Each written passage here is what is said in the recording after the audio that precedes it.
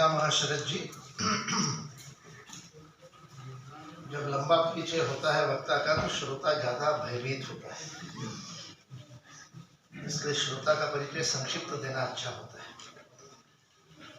आज की इस सभा में अध्यक्षता कर रहे आदरणीय कौशल किशोर जी, श्वेता जी, हमारे साथी देवेंद्र जी, सम्मुख प्रथम पंक्ति में उपस्थित आदरणीय विनोद जी, प्रदीप जी, अरविंद जोशी जी, दिनेश जी, भारतीय शिक्षण मंडल के समस्त अधिकारी एवं कार्यकर्ता, यहाँ उपस्थित भारत माता के प्यारे सपूतों, बहनों और भाइयों।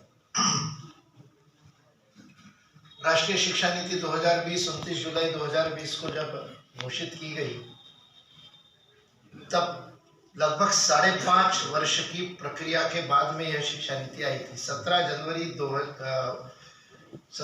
2015 तत्कालीन शिक्षा मंत्री, मैं उनको शिक्षा मंत्री कहता था नाम बदलने से पहले भी, स्मृति ईरानी जी के घर पे एक प्रेस वार्ता हुई जिसमें 33 बिंदु समाज के सामने रखे गए थे कि इसके ऊपर आप अपना प्रतिभाव दीजिए। आप बताइए 33 बिंदुओं पर आप क्या चाहते हैं। और वास्तविकता में भारत की मानस को, इच्छा को समझने का प्रयत्न केंद्र सरकार ने किया। 5.5 वर्ष तक प्रक्रिया चली और मुझे लगता है न भूतो और न भविष्यति भी ऐसा विमर्श किसी भी नीति के निर्माण के लिए विश्व के किसी भी देश में कभी भी हुआ नहीं होगा। ऐसा विमर्श, उसके आंकड़े हैं, 33 करोड़ लोगों के साथ में बातचीत हुई। ये विश्व के 136 देशों की जनसंख्या से अधिक संख्या जिनके साथ विमर्श हुआ। 1.25 लाख से अधिक ग्राम पंचायतों में कार्यक्रम है।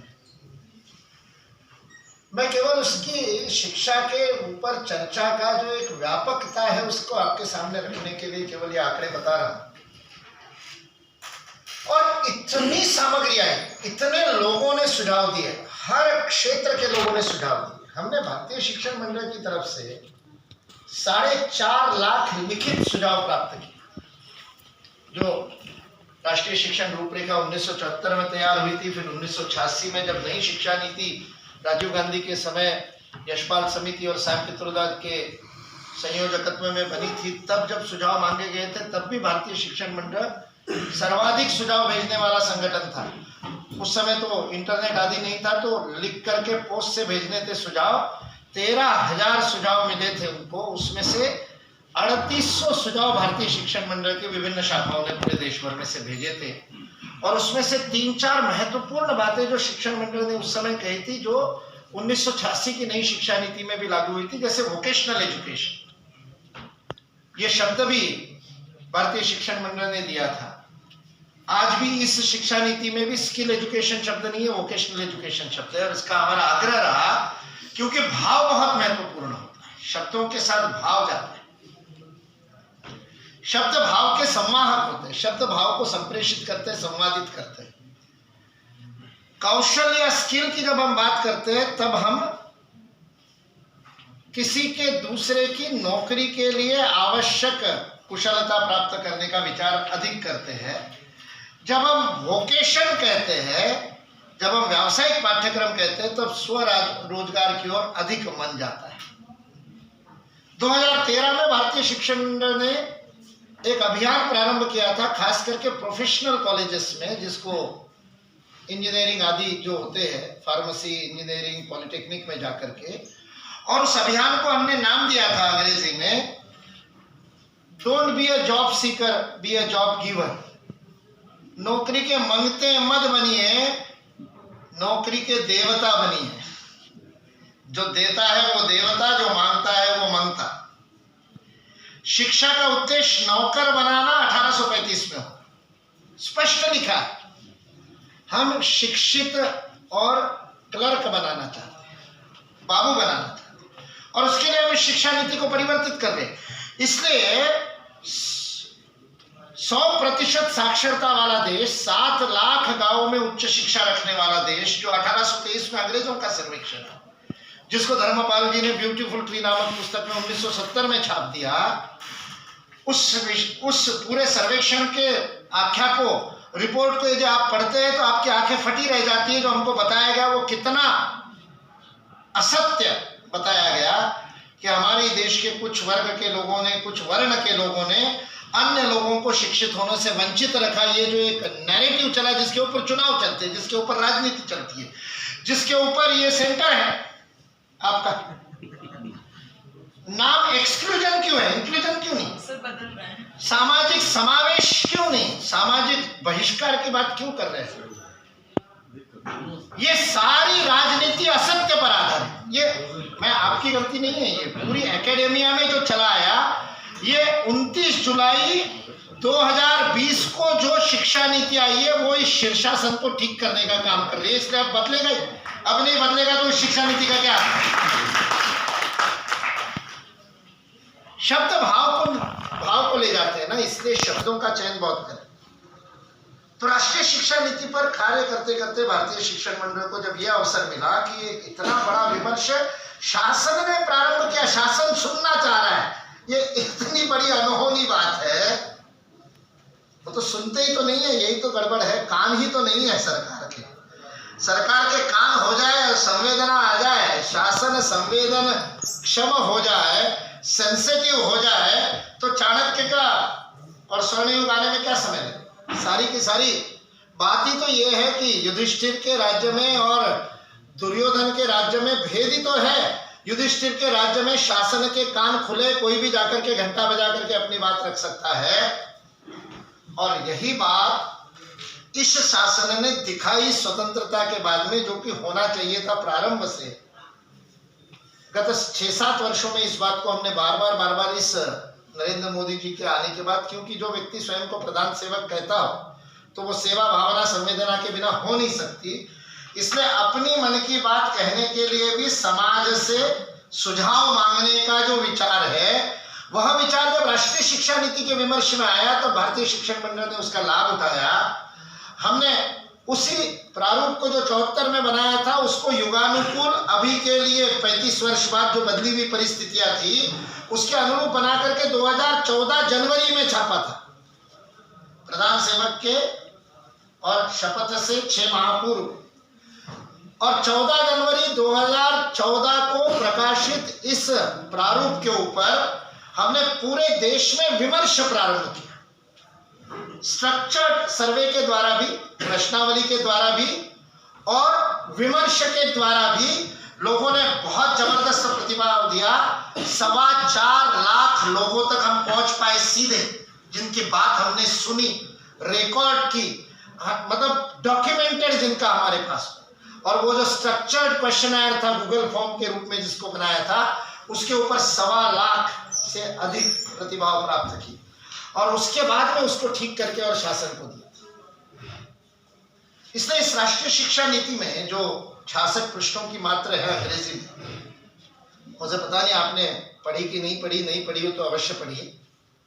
जिनको अंग्रेजी समझ में आती है वो अवश्य अंग्रेजी में ही पढ़िए, क्योंकि मूल रूप से अंग्रेजी में ही लिखी गई है। और इसलिए मूल रूप से क्या कहना चाहता है, वह जो दल था, जो एक महत्वपूर्ण दल था जिसमें कस्तूरी रंगन जी जिसकी प्रमुखता कर रहे थे, ड्राफ्ट कमेटी जिसको कहा गया था, इसके अभिलेखन के लिए जो समिति बनी थी, और कस्तूरी रंगन जी के साथ 3 साल निकट इस कार्य के कारण निकटता हुई, मैत्री हुई। आयु में बहुत भेद है, लेकिन वो मित्रवत ही बालवत आचरण करते हैं। और अद्भुत ऋषि क्या होते होंगे, याज्ञवल्क्य और इनके नाम ही कपिल के हमने सुने थे। वो प्रत्यक्ष यदि आज जीवित होते तो क्या होते, ये देखना है तो कस्तूरी रंगन जी के साथ में 10 मिनट बिता दीजिए, आपको पता चलेगा ऋषि क्या होता है। ज्ञान विनम्रता कैसे विद्या दिधाती विनयम का साक्षात रूप देखना है तो कस्तूरी रंगन जी को देखिए। इस आयु में भी परिश्रम करने की, तप करने की, तपस्या की जो तैयारी है उसको देखना है तो कस्तूरी रंगन जी को देखिए। और केवल कस्तूरी रंगन जी नहीं, उनकी सारी टीम ऐसी। वो M.K. श्रीधर दिव्यांग है, जन्म से दिव्यांग है, व्हीलचेयर से उठ नहीं सकते, लेकिन जितने 33 करोड़ लोगों से मिले हुए जितने रिकमेंडेशन थे, सबका केवल 4 रिसर्च एसोसिएट्स को साथ में लेकर के सबका अध्ययन किया, एक भी अपठित नहीं रहा। हमारे व्हाट्सएप में कितने मैसेज अनरेड रह जाते हैं। और राष्ट्रीय शिक्षा नीति के लिए आए हुए सुझाव अपठित ना रहे, इस बात के लिए इतनी चिंता की गई, इतना विचार किया गया, और उसके बाद उस तपस्या से निकली हुई राष्ट्रीय शिक्षा नीति। इसमें सबसे पहला प्रावधान जो मैंने उसमें से 19 बीज बिंदु निकाले कि बीज नाम ही दिया बीज बिंदु। ये राष्ट्रीय शिक्षा नीति शिक्षा को बदल नहीं देगी, बदलना तो हमको पड़ेगा। राष्ट्रीय शिक्षा नीति बदलने के लिए अवसर प्रदान करती है, बदलने के लिए फ्रेमवर्क प्रारूप प्रदान करती है, चौखट प्रदान करती है, बदलने के लिए एक भूमि प्रदान करती है, और उस भूमि में बीज भी रोपित कर दिए राष्ट्रीय शिक्षा नीति ने। किंतु उन बीजों का अच्छी तरह से संवर्धन करना, उनका अंकुरण से प्रारंभ करके पल्लवन, पुष्पन और फलन होने तक का काम तो शिक्षक नाम के माली को करना पड़ेगा। अन्यथा ये बीज तो कोठारी कमीशन की रिपोर्ट में भी थे। इस 19 में से कम 6 बीज तो ऐसे हैं जो कोठारी कमीशन में भी मैं बता सकता हूँ। मातृभाषा में शिक्षा कोठारी कमीशन ने लिखा है। अरे कोठारी कमीशन तो छोड़िए, 1894 में 1894 में उच्च शिक्षा के लिए ब्रिटिश सरकार के द्वारा वन मैन कमीशन बनाई थी, जिसके फिलिप हर्टॉग उस समय ढाका विश्वविद्यालय के कुलपति थे।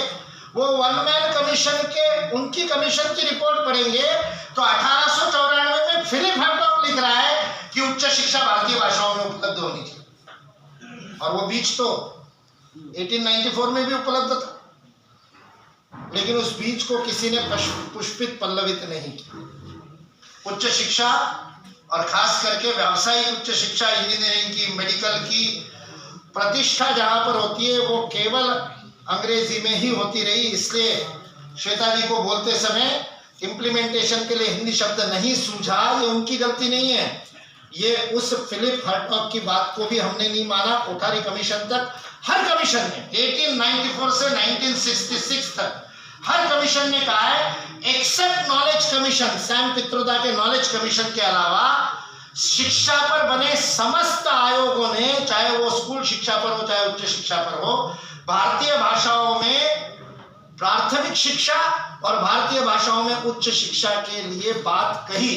केवल नॉलेज कमीशन, जिसमें सैम पित्रोदा सर्वे सर्वा थे और शायद पूरी लिखी भी उन्होंने उसकी रिपोर्ट, यशपाल जी का तो नाम दिया, उस रिपोर्ट में केवल पहली बार अंग्रेजी की वकालत किसी सरकारी अभिलेख में हुई। अन्यथा हमारे कॉन्स्टिट्यूशन में भी अंग्रेजी की वकालत नहीं।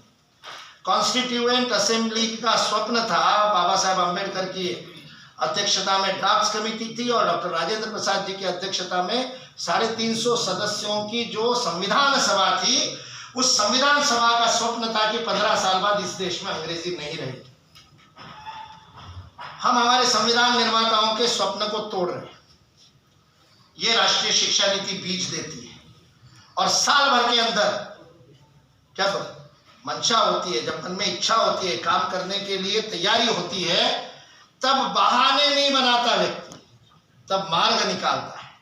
और इसलिए साल भर के अंदर 29 जुलाई 2020 को 14 उच्च शिक्षा संस्थानों के नाम घोषित हुए, जहां पर भारतीय भाषाओं में इंजीनियरिंग की पढ़ाई इस साल से प्रारंभ हो गई, और उसमें IIT कानपुर का भी नाम है। IIT BHU का भी आ जाए तो आनंद आ जाए। 14 शिक्षा संस्थानों का आगे बढ़कर के 29 जुलाई से आगे बढ़कर के इसकी संख्या 56 हो गई। मध्य प्रदेश में मेडिकल एजुकेशन हिंदी में करने के लिए निर्णय हो गया, सरकार ने GR पारित कर दिया।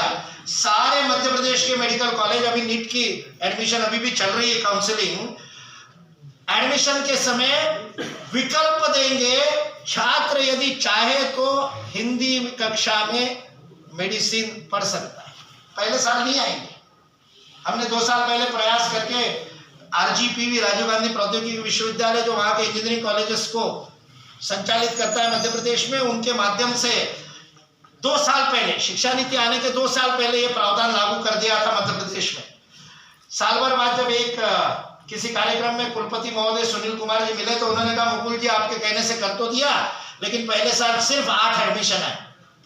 मैंने कहा चिंता मत कीजिए, इस साल 8 लोगों ने प्रवेश किया है, हिम्मत की है हिंदी में इंजीनियरिंग पढ़ने के। अगले साल 80 आएंगे, उसके साल 800 आएंगे और 15 साल बाद 80% मध्य प्रदेश के बच्चे अंग्रेजी के स्थान पर हिंदी में और अभियांत्रिकी सीखेंगे।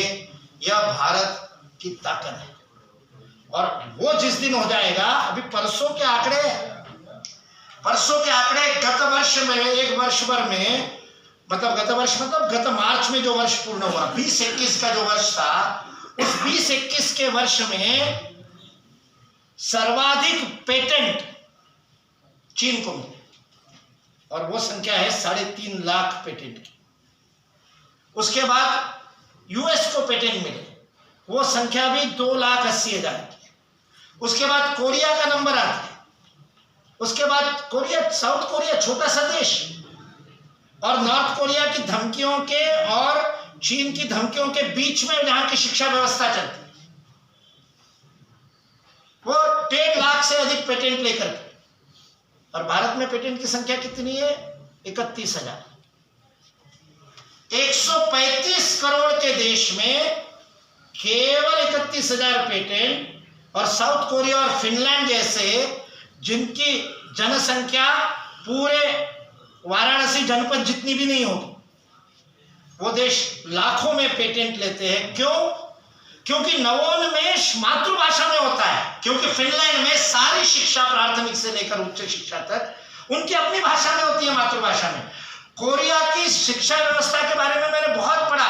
अमेरिका के बहुत सारे थिंक टैंक कोरिया पर अध्ययन कर, उनकी रिपोर्ट जब मैंने पढ़ी तो मैंने कहा फर्स्ट हैंड कोरिया से जानकारी ली जाए। इसलिए कोरियन एजुकेशन सिस्टम को जानने के लिए उनके एजुकेशन मिनिस्ट्री की वेबसाइट पर मैं गया। एक बात मेरे पल्ले नहीं पड़ी, क्योंकि वो पेंगोंग भाषा में, उनकी भाषा में थी, अंग्रेजी में उपलब्ध नहीं था। और गूगल ट्रांसलेट करता है तो क्या सत्यानाश होता है, वो शिक्षा नीति के हिंदी अनुवाद में दिख जाएगा। इसलिए मैंने कहा अंग्रेजी समझ में आती है तो अंग्रेजी में ही पढ़ी। हिंदी में 104 पृष्ठ है, लेकिन अनुवाद ऐसा सत्यानाशी हुआ है कि जहां समझ में नहीं आए वहां अंग्रेजी पढ़ लेना तो समझ में आ जाए शायद। इसलिए कोरिया वहां पहुंचा। यदि ये एक बीज भारतीय भाषाओं में समग्र शिक्षा, राष्ट्रीय शिक्षा नीति का मानस है कि आने वाले 20 वर्षों बाद 2040 उन्होंने लक्ष्य लिया।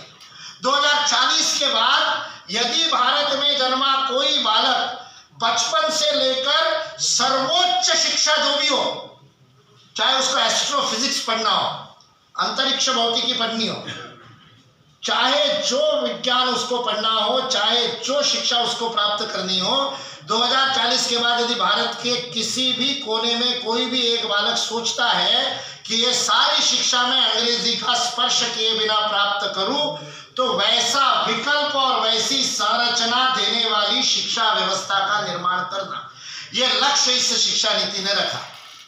कैसे होगा? हम जब नीति आयोग के कार्यक्रम में 750 जिलों में गए और 84,000 से अधिक शिक्षकों से बात की, सब लोग यही कहते हैं टेक्स्ट बुक तो सारे अंग्रेजी में, लेकिन 40 लाख हिब्रू पढ़ने वाले लोग हैं जिस इजराइल में, वहां हिब्रू भाषा में यदि टेक्स्ट बुक बन सकते हैं तो हिंदी जानने वाले तो दुनिया में कितने हैं? 40 करोड़ से अधिक लोग जानते हैं। जहां 40 लाख वालों का है या 40 करोड़ से अधिक जनसंख्या होते हुए हम हिंदी में टेक्स्ट बुक नहीं लिख सकते। बहाने हरियाणा सरकार ने 30 जुलाई को अभी 2021 में कहा कि हम शिक्षा नीति हमारे राज्य में लागू कर रहे हैं, उसके लिए कार्यक्रम माननीय मुख्यमंत्री जी के उपस्थिति। मुख्य वक्ता मुझे बुला लिया उन्होंने गलती से, इसके बाद कभी नहीं बुलाएंगे। तीनों सचिव IAS अधिकारियों के प्रस्तुतियां हुई, हमने ये कर दिया, साल भर में वो कर दिया और ऐसे शिक्षा नीति लागू होगी। मैंने कहा शिक्षा नीति का प्राण है भारतीयता, वो कहां लागू हो गई? मैंने मंच पे से कहा, मैंने कहा खट्टर साहब आपके लिए यह लज्जा का विषय है कि कल यानी 29 जुलाई को प्रधानमंत्री ने घोषणा की थी। 29 जुलाई को प्रधानमंत्री ने जिन 14 संस्थानों के नाम लिए कि वहां भारतीय भाषाओं में अभियांत्रिकी पढ़ाई जाएगी, उसमें हरियाणा का एक भी और इसका कारण मैंने कहा ये अभी तो प्रस्तुतियां हुई, आपके IAS अधिकारी आने नहीं देंगे, मैंने कहा भारत हिंदी हरियाणा में, क्योंकि इनकी पता नहीं क्या लॉबी है। ये सारे, मैंने उंगली दिखाया, मैंने कहा ये सारे बचपन में हिंदी माध्यम से पढ़े, सरकारी विद्यालय में पढ़ करके IAS ऑफिसर बने, आज सर्वोच्च प्रिंसिपल सेक्रेटरी बने, लेकिन अपनी मातृभाषा के साथ गद्दारी कर। बाद में जब भोजन साथ में कर रहे थे तब IAS अधिकारी ने कहा आपने हमारा प्रेजेंटेशन ध्यान से नहीं देखा, उच्च शिक्षा वाला। मैंने कहा बिल्कुल ध्यान से देखा। बोले हमने ट्रांसलेशन के लिए 40 करोड़ का प्रावधान किया है। मैंने कहा क्यों किया? बोले हिंदी में इंजीनियरिंग पढ़ानी है तो टेक्स्ट बुक चाहिए ना पहले, तो हमने ट्रांसलेशन करके 40 करोड़ रुपए दिए ताकि हम पहले टेक्स्ट बुक छापेंगे, फिर 2 साल बाद। मैंने कहा क्यों बहाने बनाते? मैंने उनको प्रश्न पूछा, मुख्यमंत्री एकदम सत्ते में आ गए थे, बोले ये इतना IAS के विरुद्ध हमारा क्या बिगाड़ लेंगे, प्रचारकों का क्या बिगाड़ लेंगे, हमारा ACR कौन लिखता है, इसलिए हम कहते नहीं किसी से मुंह पे बोलते। मैंने उनको पूछा अभी हरियाणा में अभियांत्रिकी किस भाषा में पढ़ाई जाती है? बोले अंग्रेजी में। मैंने कहा हाइड्रोलिक्स की टेक्स्ट बुक हरियाणा सरकार ने छापी? बोले नहीं। मैंने कहा और कोई मैकेनिक्स की, मैथमेटिक्स की? बोले नहीं।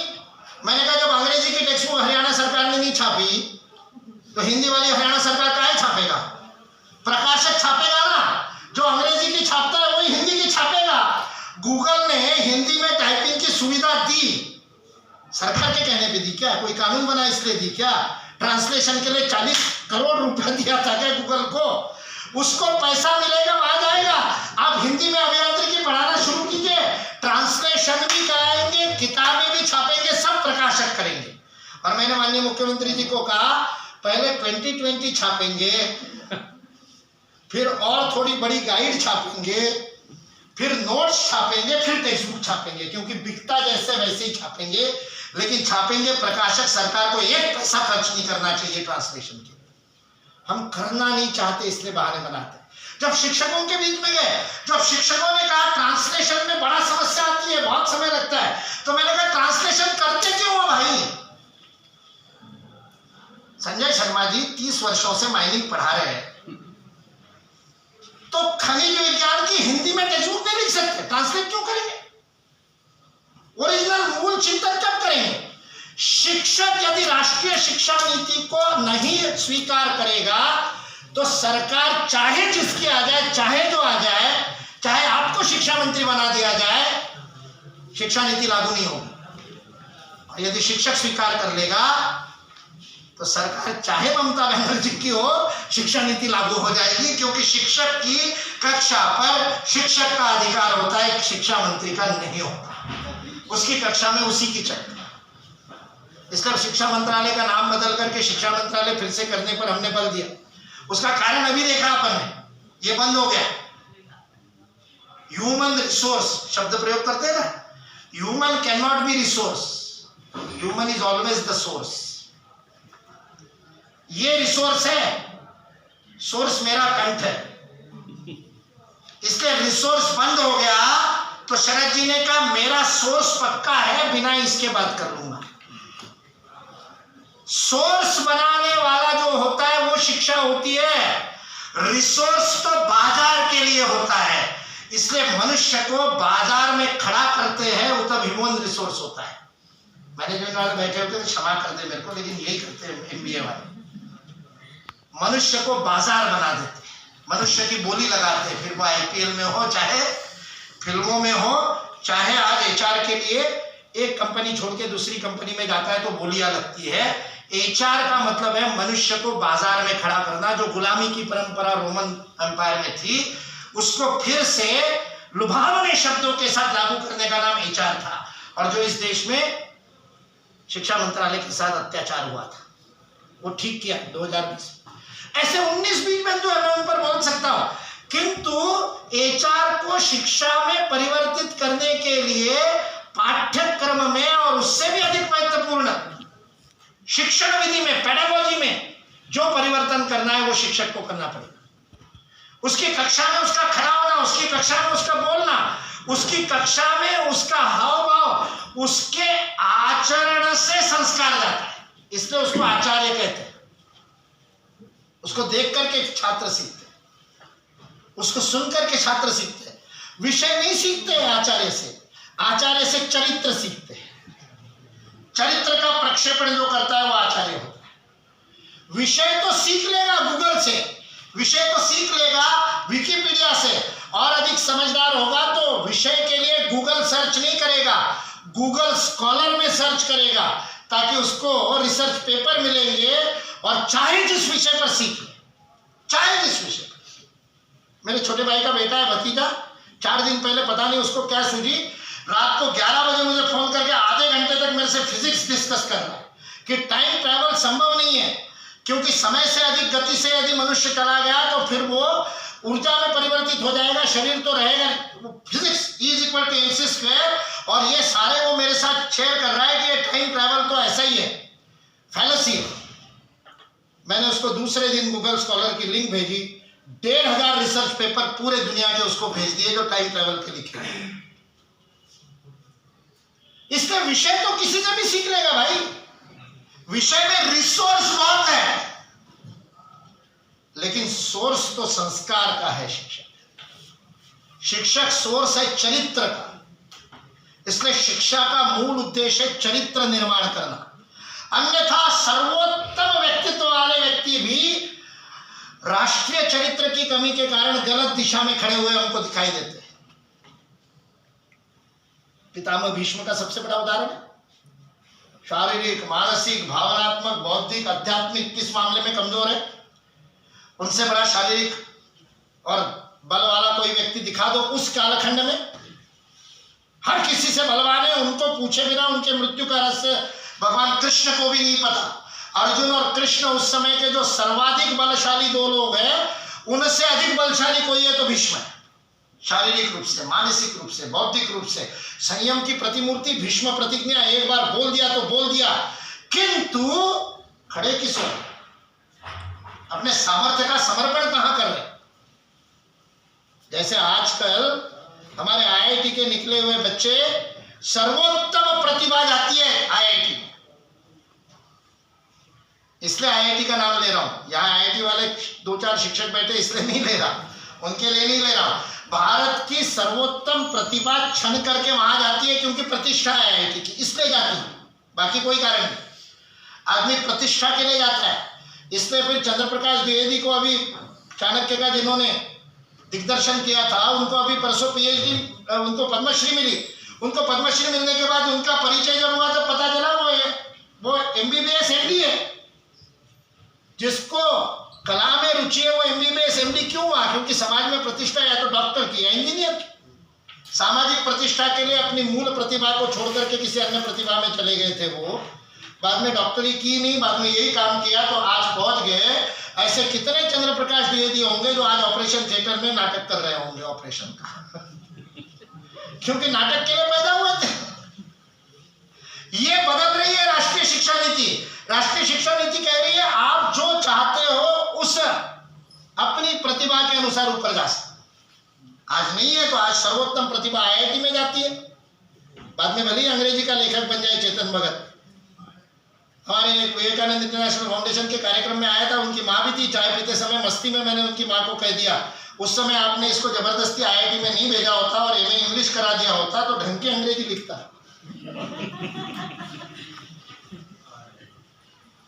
बंदा लेखक था, गया IIT में क्योंकि IIT की प्रतिष्ठा है और प्रतिष्ठा के चक्कर में सर्वोत्तम प्रतिभा वहां जा रही है। और वहां का कौन सा IIT का टॉपर DRDO में जाता है या इसरो में जाता है, मंगलयान में जाता है? वो IIT का टॉपर आज का पितामह भीष्म,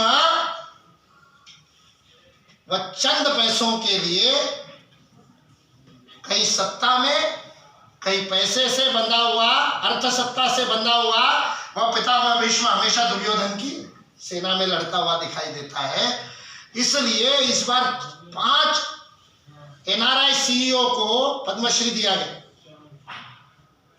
मेरे मन में प्रश्न आया, गूगल का CEO भारतीय बनता है, हमारे IIT से निकला हुआ बच्चा, लेकिन गूगल पैदा नहीं करता। गूगल बनाने वाला कब पैदा करेंगे हम? भारतीय गूगल कब पैदा होगा? ये राष्ट्रीय शिक्षा नीति इस U-टर्न को लेना चाहती है, इस शीर्षासन को ठीक करना चाहती है, और वो शिक्षक कर सकता है, बाकी कोई नहीं कर सकता। ये काम केवल और केवल शिक्षक कर सकता है। शिक्षक बच्चों के मन में राष्ट्र गौरव का भाव डाले तो नहीं जाएगा देश छोड़कर। यहां मदन मोहन मालवीय जी सरस्वती के सबसे बड़े उपासक बैठे, जिनके साथ घटना घटी थी वो आज नहीं रहे। उन्होंने बताई हुई घटना है, केमिस्ट्री के टॉपर बीएचयू के, एमएससी केमिस्ट्री में गोल्ड मेडल लिया। मदन मोहन मालवीय जी ने कहा अपने साथी को कि इसको सीधे प्रोफेसर ये लेक्चरर बना देते हैं केमिस्ट्री में, तो उसने गर्दन नीचे कर ली। मालवीय जी ने कहा क्या हुआ? नहीं, उनको तो कहीं टाटा में नौकरी लग गई है, वो तो जा रहे हैं नौकरी करने। मदन मोहन मालवीय जी अस्वस्थ हो गए। शाम को जब बीएचयू में टहलने निकलते थे, वो शाम को पूरा चक्कर लगाते थे। चक्कर लगाते समय इस छात्र के छात्रावास में इसके कक्ष में गए, गोल्ड मेडलिस्ट। उसको कहा चलो आज तुम हमारे साथ थोड़ा टहलने चलो। साथ में टहलते हुए उस छात्र को पूछा आगे क्या? उसने कहा नौकरी लग गई है। पूछा वहां कितना पैकेज मिलेगा? उस समय पैकेज शब्द नहीं था। उन्होंने कहा मासिक वेतन क्या मिलेगा? मदन मोहन जी ने पूछा। मालवीय जी को उसने डरते डरते कपकपाती आवाज में, मालवीय जी का जो आदर और सम्मान मन में सबके था, जैसे कोई अपराध कर रहा हो। आज तो व्यक्ति गर्व से अपने नीलामी का पैकेज बताता है, उस समय वो भाव नहीं थे, तो बड़े डरते डरते उसने कहा 262 रुपया मिलेगा। तो मालवीय जी ने जोर से निश्वास छोड़ा, जोर से श्वास छोड़ी। इसको लगा क्या हो गया, डर गया कि कहीं मालवीय जी कोई कठिनाई बीमारी तो नहीं। उसने हाथ पकड़ लिया, क्या हुआ? मालवीय जी ने कुछ नहीं हुआ, ये दुख से भरा हुआ श्वास था। बोले क्यों? बोले तुम्हारा 200 रुपए का नुकसान मैं नहीं कर सकता। तो उन्होंने कहा क्या कहना चाहते? बोले मैं तुमको लेक्चररशिप ऑफर कर रहा था कि कहाँ बीएचयू छोड़ करके जा रहे हो, तुम हमारे सर्वोत्तम छात्र हो, यहीं पर शिक्षक बन जाओ, यह मैं चाहता था। लेकिन हम तो लेक्चरर को स्टार्टिंग 60 रुपए देते हैं और तुमको वहां 262 रुपया मिल रहा है, तुम्हारा 200 रुपए का नुकसान मैं नहीं कर सकता। लेकिन तुम बीएचयू में रहते तो मुझे अत्यंत प्रसन्नता होती, क्योंकि तुम्हारी जैसी प्रतिभा अन्य विद्यार्थियों का मार्गदर्शन करे, इसके लिए बीएचयू की स्थापना हुई। पर मैं तुम्हारे जीवन के उत्कर्ष में, अभ्युदय में बाधा भी नहीं बनना चाहता, तुम जाओ टाटा के साथ काम। कहते हैं कि वो चले गए। उन्होंने खुद ही बताई घटना, उनके श्रीमुख से सुनी।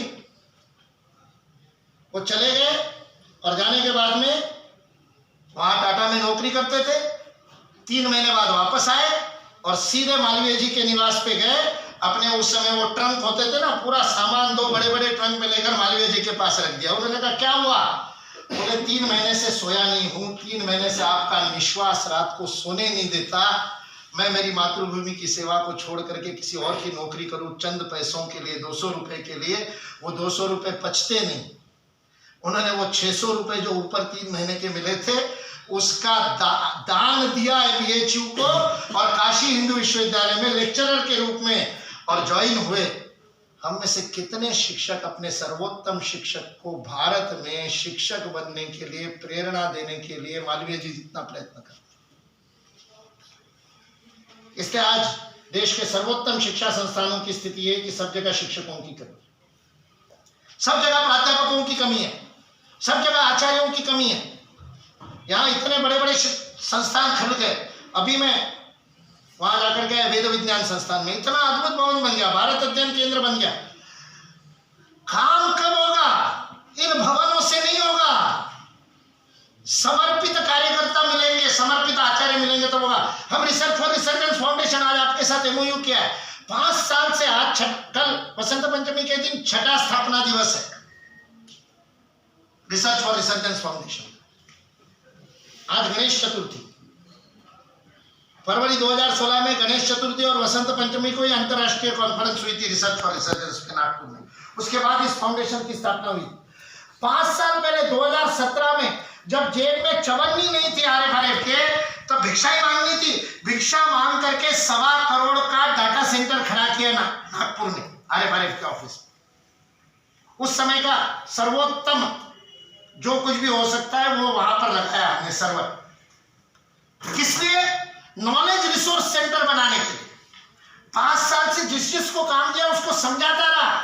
यहां पर हम समग्र विश्व में जो भी भारतीयता पर आधारित ग्रंथ, वीडियो, जो भी डॉक्यूमेंटेशन है वो इस TRC में उपलब्ध होने चाहिए। 5 साल बाद कोई कहे भारतीयता पर रिसर्च करना है चाहे सोशियोलॉजी में, चाहे पॉलिटिकल साइंस में, चाहे विज्ञान के अंदर, चाहे माइक्रोबायोलॉजी में भारतीयता में क्या था, चाहे वैमानिकी शास्त्र में भारतीयता में क्या था, खोजना चाहे तो आर्यभट्ट के केआरसी में जाए।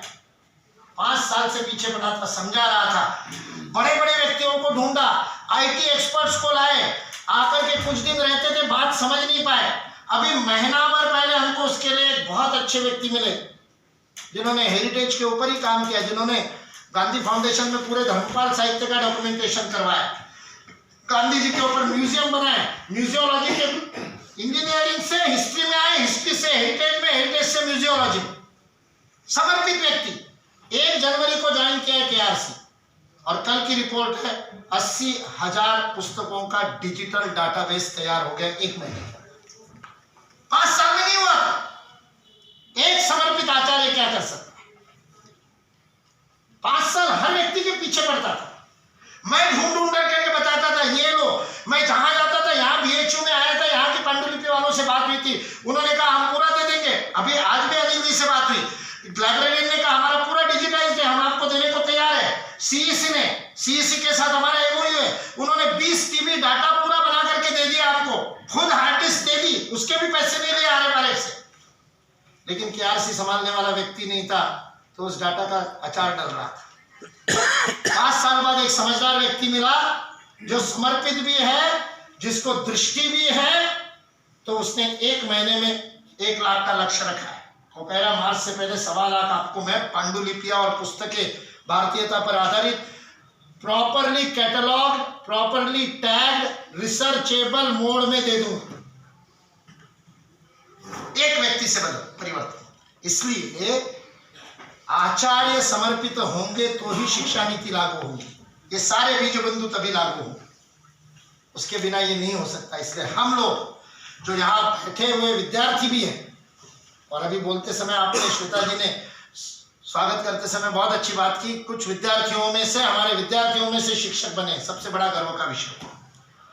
एक अच्छे शिक्षक का सबसे बड़ा मूल्यांकन मैं यही मानता हूं कि उसके कितने विद्यार्थी शिक्षक बनते हैं, वो कितनों का रोल मॉडल बनता है, उसको देख करके उसका अनुसरण करने की इच्छा कितनों के मन में होती है कि सर्वोत्तम कुछ है तो शिक्षक बनना है। क्योंकि मेरे शिक्षक को देख करके, उनके आनंद को देख करके, उनके तेजस्विता को देख करके, जो दिनकर की कविता पढ़ी आपने, वो मुखमंडल में वो तेज, क्योंकि वही प्रार्थना है उपनिषद की, तेजस्विनौ अधीतमस्तु, हमारा अधीत, हमारा लर्निंग आउटकम तेजस्वी बने। ऐसे तेजस्वी शिक्षक तपस्या से बनेंगे और वह सारे छात्रों को भी उस तपस्या के लिए प्रेरित करेंगे, और ऋषियों द्वारा बनाई हुई शिक्षा नीति को लागू करने के लिए हर शिक्षक ऋषि बनेगा।